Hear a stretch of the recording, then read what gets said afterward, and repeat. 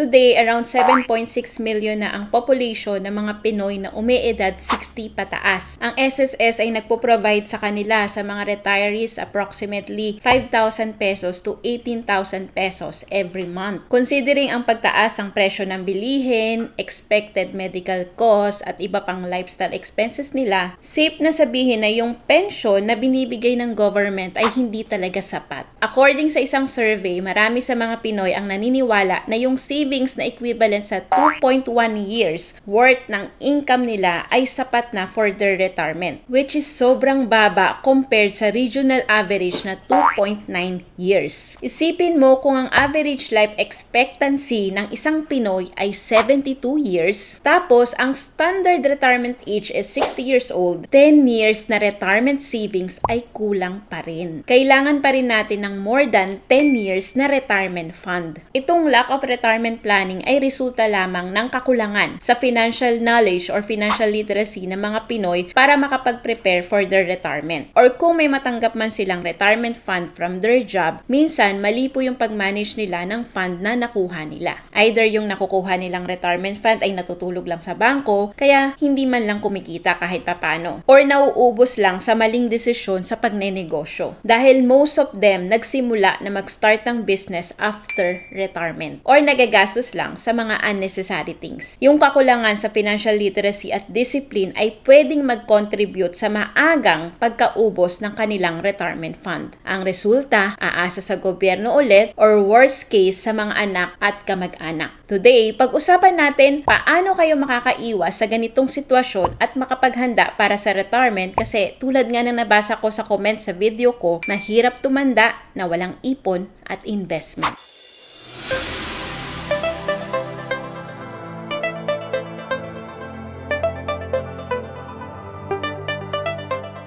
Hi Dreamers! Hi everyone! Ako nga pala si Nel Sembrano Lontok. Dati akong accountant na ngayon ay isang online entrepreneur and financial educator sa IMG. Dito sa channel ko, nagbibigay po ko ng personal finance tips for beginners at mga tips paano ba ako nagkaroon ng time freedom doing the mission of IMG. Kung sa tingin mo makakatulong itong channel ko sa'yo, consider mo na mag-subscribe at click mo yung notification bell para updated ka every time na meron akong bagong video. Bakit nga ba kailangan natin maghanda para sa ating retirement? Sa ngayon, baka hindi pa sumasagi sa isip mo ang retirement kasi bata ka pa, malakas pa ang katawan mo, kaya mo pang magtrabaho kahit 3 oras lang ang tulog mo at kumikita pa ng malaki. Pero tandaan mo, darating yung time na magre-retiro ka sa trabaho, mawawalan ka na ng active income at hihina na ang katawan mo at pwedeng mahirapan ka ng makapagtrabaho. Ano ba Nel ang active income? Active income ang tawag dun sa kinikita mo o sinisweldo mo. Pwedeng pumapasok ka sa opisina, physically nagtatrabaho ka or self-employed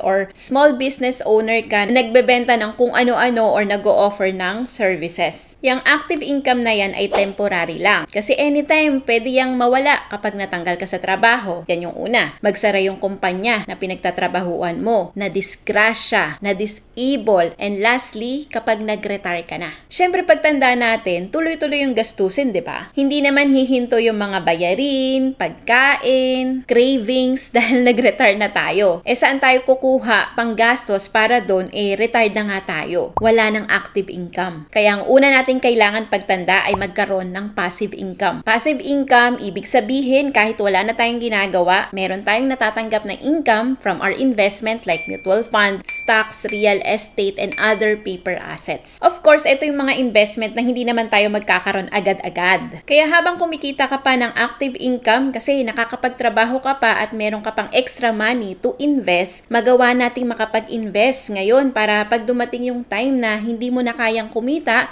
dahil nga sa panahon, dahil nga sa age mo, yung mga investment mo naman ang magtatrabaho para sa'yo at magbibigay sa'yo ng passive income. Kapag may passive income na hindi mo na aalalahanin saan ka kukuha ng pangbayad ng bills sa kuryente, tubig, internet, pagkain mo sa araw-araw o kung gusto mo pang magsine or mag-stroll sa mall, meron kang pera na hindi mo na kailangang antayin pa yung SSS pension or manghingi sa mga anak mo or kamag-anak. Hay, ang sarap kaya ng buhay nang hindi mo inaalala yung pera. Baka instead na manghingi ka sa mga anak mo, ikaw pa yung magbibigay sa kanila kapag Pasko at birthday nila. 'Di ba? Pangalawa, kailangan din natin sa pagtanda ay yung magkaroon tayo ng komportableng bahay na matatawag natin na retirement house. Napaka-importante na nakatira tayo sa isang lugar kung saan malapit sa lahat katulad ng palengke, ospital, pero tahimik pa rin at meron tayong peace of mind. Para sa akin, necessity na yung pagkakaroon ng komportableng retirement house, lalo na kung gusto nating mag-retire na nagagawa pa rin natin yung mga bagay na gusto nating gawin, saka nakakapagpahinga pa rin tayo ng maayos,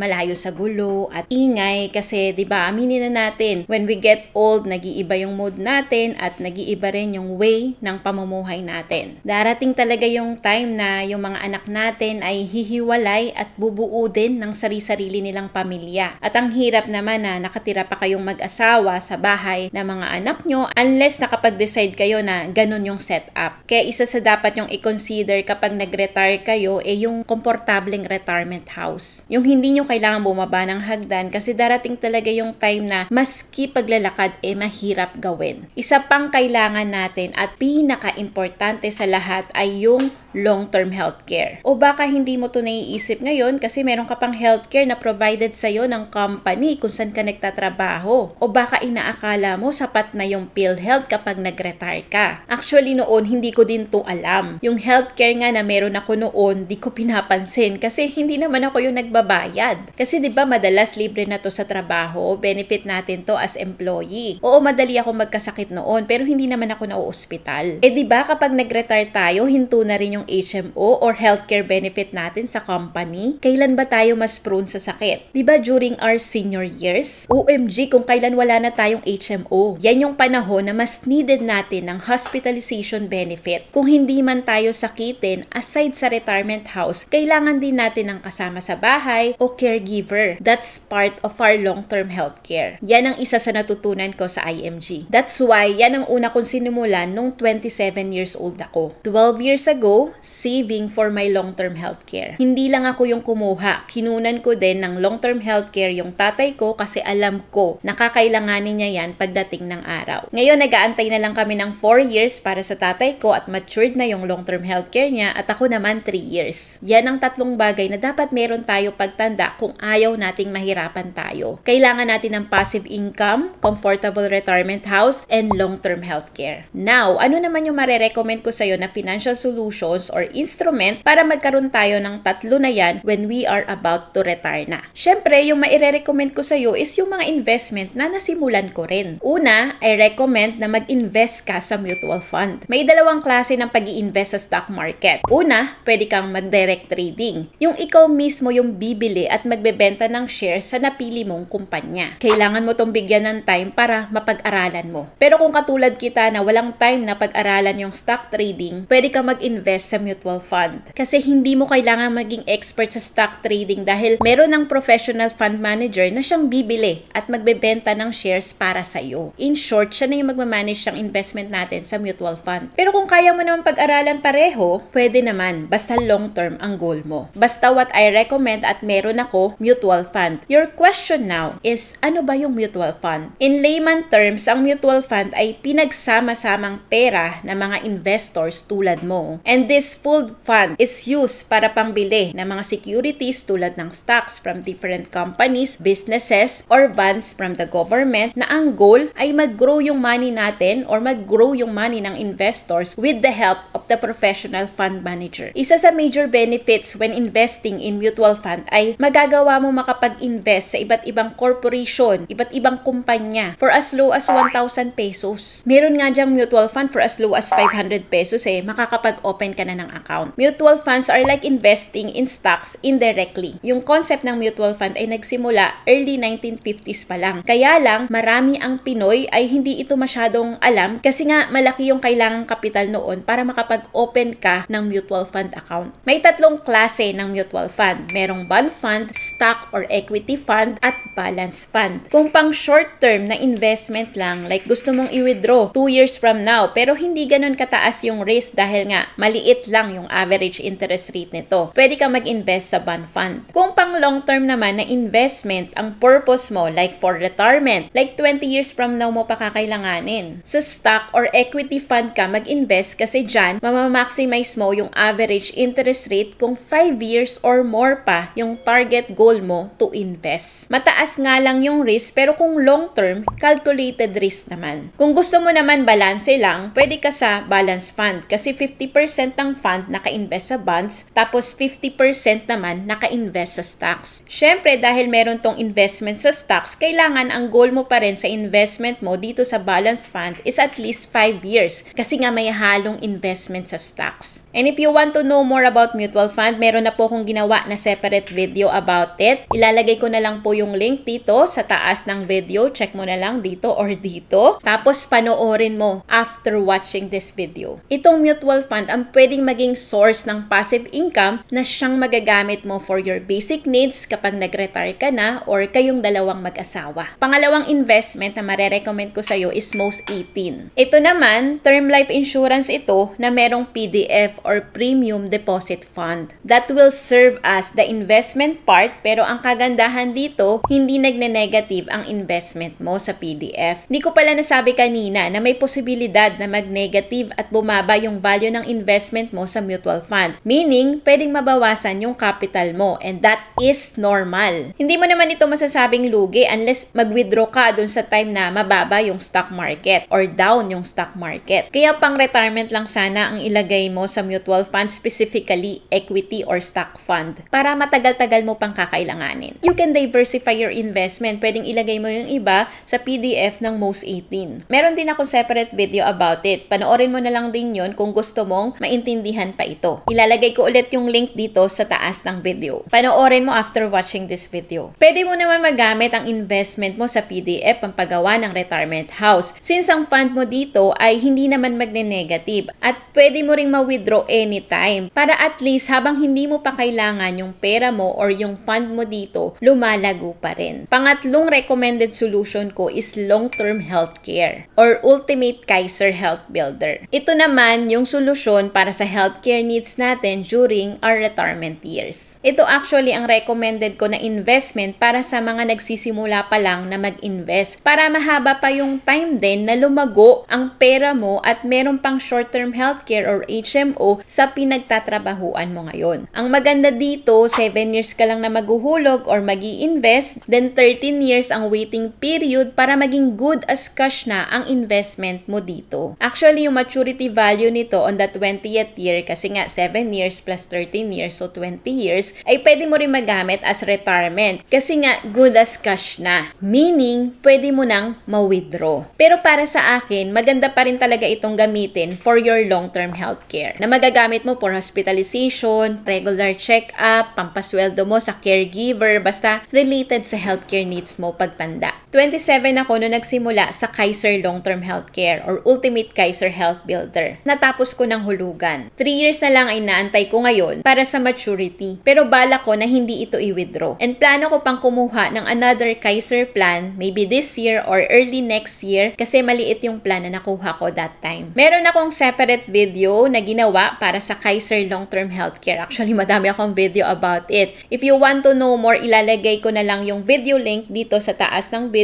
at pwede mo yang panoorin mamaya. Mahirap tumanda na walang ipon at investment. Kaya kung maaga mo na-realize at nalaman ito, simulan mo na. Kung feeling mo naman late mo na itong nalaman, habol ka. Kasi mas better na late mong masimulan kaysa hindi mo nasimulan at all. By the way, meron kaming free Zoom webinar tuwing Saturday ng 8 p.m. Philippine time wherein we empower Filipinos to save and invest the right way. Kung gusto mo mag-attend, message mo ko sa FB page ko na Nel Sembrano or email me sa nelsembrano.cs@gmail.com. Tapos, message mo lang yung salitang ipon, IPON, para alam ko na gusto mo mag-attend ng aming free Zoom webinar. Nakatulong ba ang video na to sa'yo? Ma-appreciate ko if you comment kind words dyan sa baba sa comment section below para ma-shoutout kita sa next video. And kindly share it sa mga mahal mo sa buhay, sa kaibigan mo, kamag-anak mo, kapatid mo, magulang mo, anak mo, para matulungan natin silang makapaghanda for their retirement at hindi tumandang walang ipon at investment. Kung marami kang natutunan sa video na to, sigurado ako na makakatulong sa'yo itong mga videos na nakikita mo sa screen. Yan ang next na panoorin mo. Always remember to learn new things every day, do what you love, and enjoy life. See you again in another video.